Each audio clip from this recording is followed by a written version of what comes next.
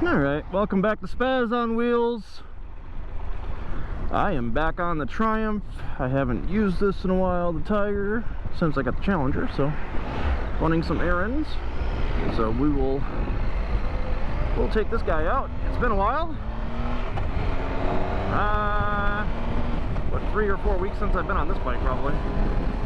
It is really windy out today, so it's not going to be the most pleasant of rides, I don't believe, as I get pushed over.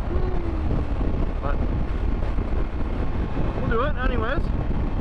I'm running the dual GoPro mount again, on this bike, so I've got a way to set it up on here too. We'll hope the footage comes out good and I can use the content. Actually, let's make, yep, GoPro's still going, that's good. Alright.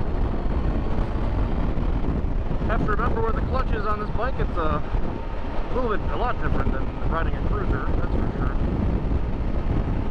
Or a bagger, so. Well, today I'm not going to have a very good topic to talk about, but I do want to cover it because I think it's important. Mind you, I'm in Kansas, so there's a lot of wind, and we talk about wind therapy a lot in the biker community. I mean, a lot of times we're like, you never see a bike at a therapist's office mentality is out there. Well,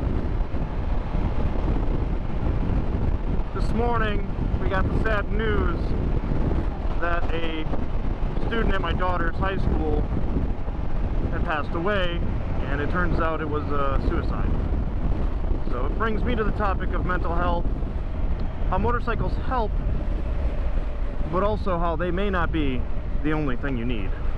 I can definitely tell you that, you know, there's studies on this, that riding a motorcycle almost puts you into a meditative state, which is really good for, you know, self-awareness and getting your mind right.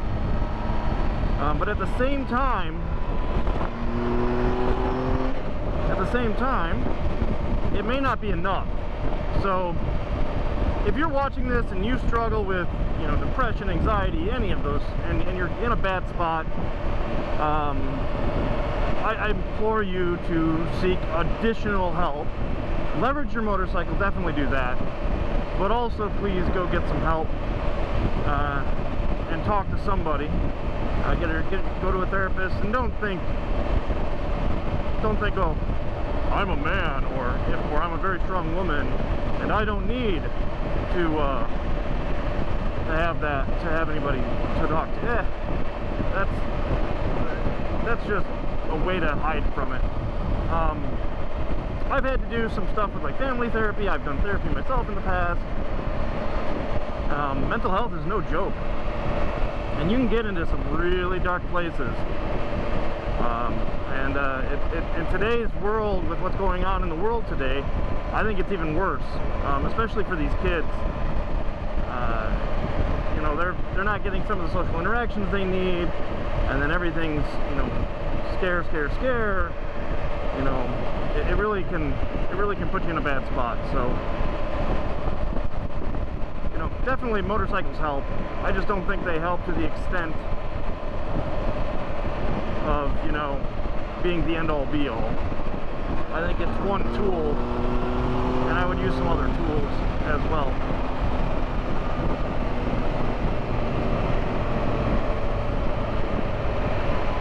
So, but I would just highly recommend you seek some help if you need it. You know, talk to people. It's very beneficial to get your mind right. And bad boy, what you gonna do? What you gonna do when they come for you?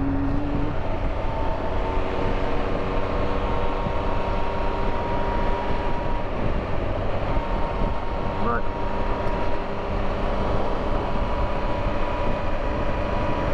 I do seriously highly recommend, if you need help, get help.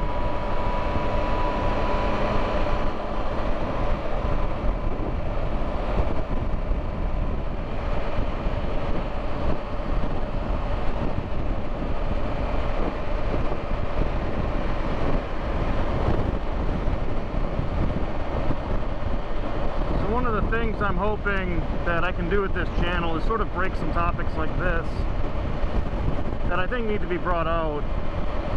You know, there's especially in the male side of motorcycling, this sort of macho man ego image, which is fine. I have no problem with that. I have no problem with that. But there's also, I mean, there's a lot of people with big hearts as well that also ride. Both that can show emotion, you know, as well as you know, just have heart and have some humility. I'd like to bring that up to more light, right? I mean, there's a lot of good things that, you know, bikers do. I've been on many a poker run for, whether it's for a kid with cancer. I did a ride in Wisconsin before I had the moto vlog up, where I rode for a kid that had terminal cancer, and to be honest, I think he passed away maybe 4 or 5 months after we did that ride.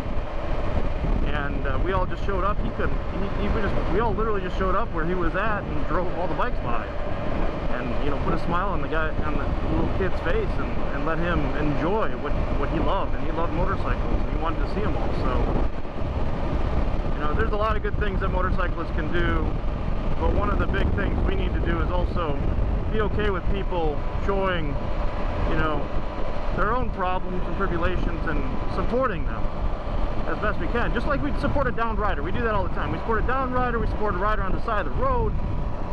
I want us to be able to support each other when we're not even there, right? And I mean, there's another thing to be said about, you know, don't get on a bike if you're in a bad mindset. Just like you shouldn't drive a car. And I would say it's even worse on a bike, because you can really put yourself in a bad situation if you're not all there. So, as much as people will say biker therapy, it can be. But if you're in a really bad spot, you know, if you're really mad, got anger issues, or just in a dark, deep depression, and you go ride, you may do something stupid, and you're going to leave some loved ones behind if you take yourself out. And that's going to hurt. You may think, oh, it'll get you out of it. Yeah. But I'm pretty sure you got some feelings for some people, and you got to think about those people too. Stick around. We have lows, all of us do. But those lows tell us where the highs are. If everything was the same all the time, it'd be boring, and you'd never understand what really, you know, what that joy is all about. So there's a little bit of, you gotta go through a little bit of struggle here and there.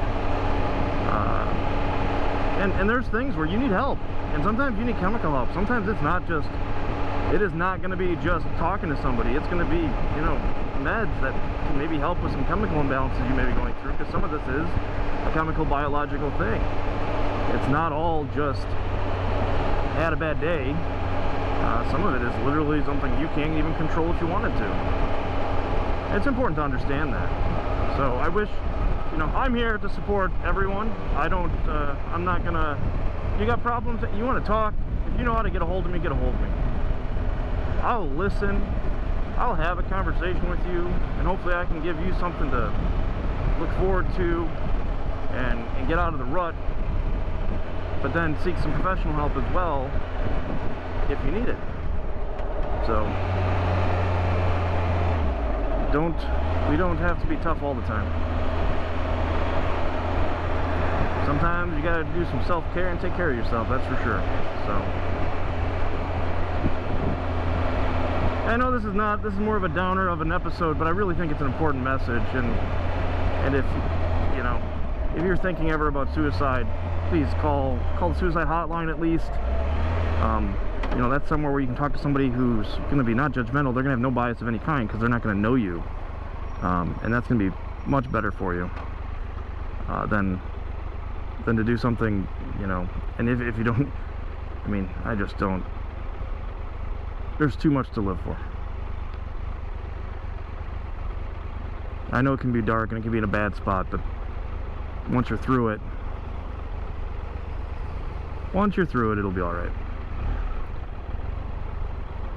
But you might need help getting through it. That's all I'm saying.